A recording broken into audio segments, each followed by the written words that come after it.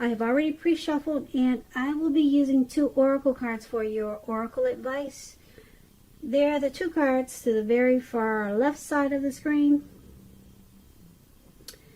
Then I'll go over the recent, past, present, challenge, and outcome. So, Gemini, for your advice, we have believe. Now, believe is about, well, it actually says this on the flip side of the card. It says, when we marry intentions with actions, miracles happen.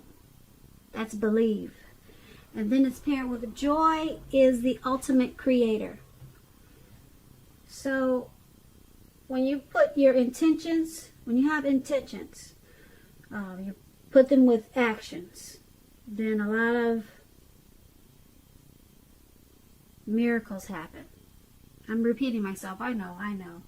But it's paired with joy, so once you do that, you'll experience joy. When you put your intentions, when you put what you're trying to do, when you put that, mix that with actions, you'll experience joy and miracles, and it's going to be the ultimate experience. Joy is the ultimate creator. You created these actions because you did so with intentions. So a lot of times, if you leave out one or the other, then you can't get much created. So you experience joy when you do all of those things together. All right, Gemini, let's head on over to the recent past. So we have 3 of Cups, and then we have Judgment. Now, 3 of Cups, it's considered to be a card of reunions. Now, this is not always, it's not always romantic reunion. In the broadest sense, it's about running back into someone who's been away for a long time. It's usually a very happy reunion. It's upbeat. It can also mean celebration, your own or someone that you care about, such as celebrating a new baby, wedding, or a happy occasion. When it comes to love and romance questions, this card can mean a reunion with a long-lost love. It does not always indicate that, so it could mean, like I said, a celebration, some happy occasion. It could mean that too.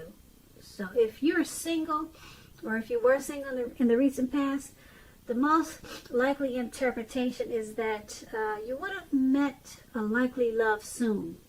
Someone who really fit the bill of the person that you had been looking for, or hoping that you find. And this person, it probably would have been a new love, not someone that you used to be with. And that's if you're single. So that would have been for the recent past, and it's paired with the Judgment card. Now this card is about jumping to conclusions, decisions, and of course judgments, which are too hastily made. If you know you're prone to doing such things, this would have been a clear signal to slow down, give things and people more thought, give them more chances. This could also be a time of spiritual awakening for you. If you were, when it comes to love and romance, if you were in a relationship, it could have been a make or break period for you in the recent past. This would have been a time to get very clear about what you wanted out of life and out of your relationships. Then take steps to make them happen, make them come about.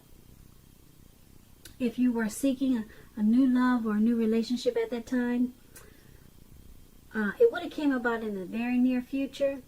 But you may needed to take steps to make sure that you weren't leaping or jumping to conclusions about your love, your new love, or vice versa. Slow, steady wins the race with this Judgment card. So with these 2 cards paired together for the recent past, 3 of Cups and a Judgment card.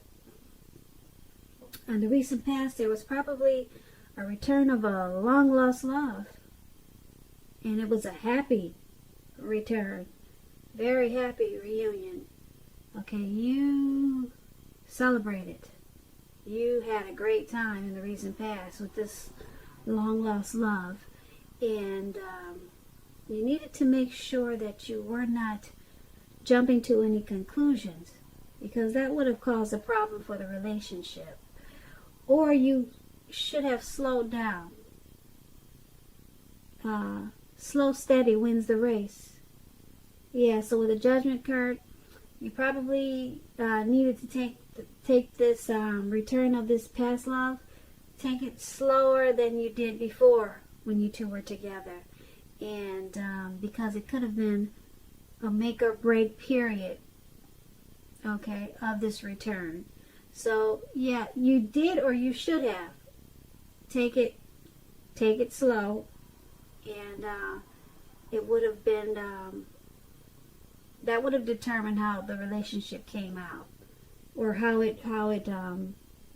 would have determined how the reunion worked out. If you jumped right into it, it probably would have gone either way. Like I said, this Judgment card is about a make or break.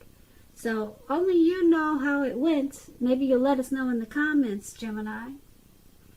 Because those two cards, they are the recent past. So let's head on over to the present time. Now we have the Wheel of Fortune, and then we have the Ten of Swords. Now the Wheel of Fortune, it reminds us that this too shall pass. Whether it's good times, bad times, it's going to pass. If you suddenly find yourself sitting on top of the world, keep your perspective, because like I'm trying to tell you, like everything else, it changes. Live in the now, count your blessings, and just realize that much of life, it's really out of our control, but that even is okay. Roll with any changes at this time and think positive. Now this Wheel of Fortune is paired with the Ten of Swords. This is a clear signal. You have to be careful about where you put your trust. You see how this man is, he's out for the count. He's got these 10 swords in his back, and he's just out. So you got to be careful. Watch your back at this time. When the Ten of Swords come up in a reading in relation to questions as to whether you can believe what a person is telling you or trust that a situation is stable, this is a pretty clear answer of no. However, try to keep in mind that whenever a door closes, another door opens. You're being guided to a situation that's better for you. So trust yourself and trust in the universe at this time. So for the recent past, Ten of Swords, Wheel of Fortune, not the recent past, but the present. I'm sorry. For the present, we have Wheel of Fortune and Ten of Swords. Yeah, you have some trust issues. You could have been betrayed or stabbed in your back. Hopefully not. But whatever betrayal this was, or whatever situation that you feel like you can't trust, it's going to pass. It's only a temporary situation. Okay? It's going to pass probably much sooner than you think with this Wheel of Fortune. So just hang in there. Something's got you being not trusting. Something's got you feeling that way, and it's got you out for the count. And like I said, the Ten of Swords it's about no. You cannot trust it. So it's got you out and down on the ground. Okay? So just keep your perspective, because it's going to pass. Like I said, sooner than you know. Now, that was the present time. Now, let's head on over to the challenge. We have the Seven of Pentacles and the King of Swords. Now, the Seven of Pentacles, it's a card about returns on investments. This can be literal, such as a bank account returning money to you, or figuratively, such as investments of time, effort, and energy that you had put into a relationship. this time, you're going to be reaping what you have sown. This is positive. This is positive, the Seven of Pentacles. You should be feeling more secure than you have in a while. Things will be moving along. You'll be feeling hopeful about the future with a very, very good cause. You'll have to decide whether to put your energy into things, people, and situations that you already are involved with, or whether to spend your energy trying to bring more into your life. So make sure you choose wisely. That's going to be a challenge for you. And it's paired with the King of Swords. So this is about a powerful, opinionated, forceful man. He'll often have hair on the darker end of the spectrum, but it could go either way. You may be tempted to think only about how things affect you personally, if this is you, this King of Swords. So consider the feelings of others before you act at this time. Like I said, the King of Swords, it points to a forceful energy. You may not be able to get this person to change his mind or do what you want. You may need to change something about yourself or your behavior, thoughts, or expectations, but make sure you don't overextend your reach. With the Seven of Pentacles and the King of Swords for your challenge, they basically are saying that your money is going to take off in a really good way if it hasn't already. It's about returns on investments. If it's not your money, it's a return from energy that you put into a relationship. It's going to turn for the better because of what you put into it. It's about reaping what you sow. So that's a good thing. Yep, that's a real good thing. So hopefully it's both. Return on money and a relationship. And the King of Swords, I'm picking up for you to get this wonderful return of money or return of energy that you put into a relationship. It may cause for you to be forceful, opinionated, probably a little bit arrogant. For you to get this Seven of Pentacles, there may be a need for you to overstep your bounds. Okay, just to get what's coming to you. So that's what I'm picking up for you with the challenge. Yeah. This could be a person in your life that's in your life that's forceful, opinionated, kind of narcissistic. But I'm picking up that I'm picking up that it's not a person, and it is a situation that's requiring you to be that way because of the Seven of Pentacles. You're reaping what you've sown. So yeah, just to get the good Seven of Pentacles, you're going to have to probably step outside of your comfort zone if you're not used to stepping on others' toes. Yeah, because that's what this King of Swords does. Alright, so that's going to be your challenge. So let's head on over to the outcome.